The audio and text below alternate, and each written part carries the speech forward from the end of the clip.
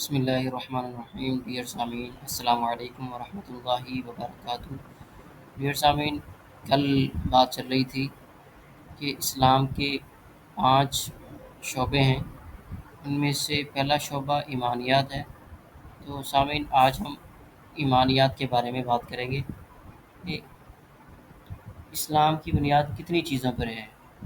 اسلام کی بنیاد 5 چیزوں پر ہے، اور وہ 5 چیزیں کون کون سی ہیں جس پر اسلام کی بنیاد ہے؟ وہ سب سے پہلے کلمہ ہے، کلمہ طیبہ، جس کا دل سے بھی اقرار کرنا، دل سے ماننا اور زبان سے اقرار کرنا ضروری ہے۔ نمبر 2 نماز پڑھنا، نمبر 3 زکوٰۃ دینا، نمبر 4 رمضان شریف کے روزے رکھنا، اور نمبر 5 حج کرنا۔ اب کلمہ طیبہ کیا ہے؟ وہ کلمہ طیبہ لا الہ الا اللہ محمد رسول اللہ، کہ اللہ تعالیٰ کے سوا کوئی عبادت کے لائق نہیں، اور محمد صلی اللہ علیہ وسلم اللہ کے رسول ہیں۔ کلمہ شہادت کسے کہتے ہیں؟ اشہد ان لا الہ الا اللہ و اشہد ان محمد عبدہ رسولہ، یعنی میں گواہی دیتا ہوں اس بات کی کہ اللہ تعالیٰ کے سوا کوئی عبادت کے لائق نہیں ہے، اور گواہی دیتا ہوں میں اس بات کی کہ حضرت محمد صلی اللہ علیہ وسلم خدا تعالیٰ کے بندے اور اس کے رسول ہے۔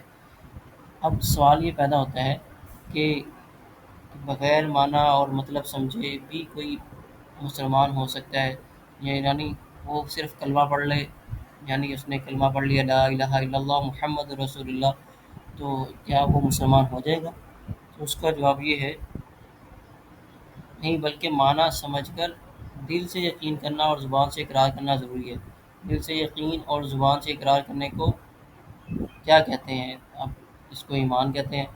اور اگر گنگا آدمی ایمان لاتا ہے، اب وہ تو زبان سے اقرار کر نہیں سکتا، تو اس کے لیے کیا ہوگا؟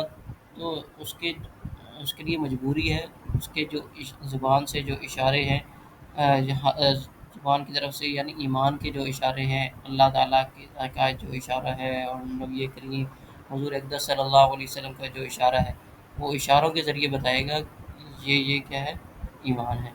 تو انشاءاللہ ہم نیکسٹ ایپیسوڈ میں یہ بات کریں گے کہ کتنی چیزوں پر ایمان لانا ضروری ہے، اور پھر اس پہ ڈیٹیل سے بات کریں گے کن کن چیزوں پر کیسے کیسے ایمان لانا ضروری ہے۔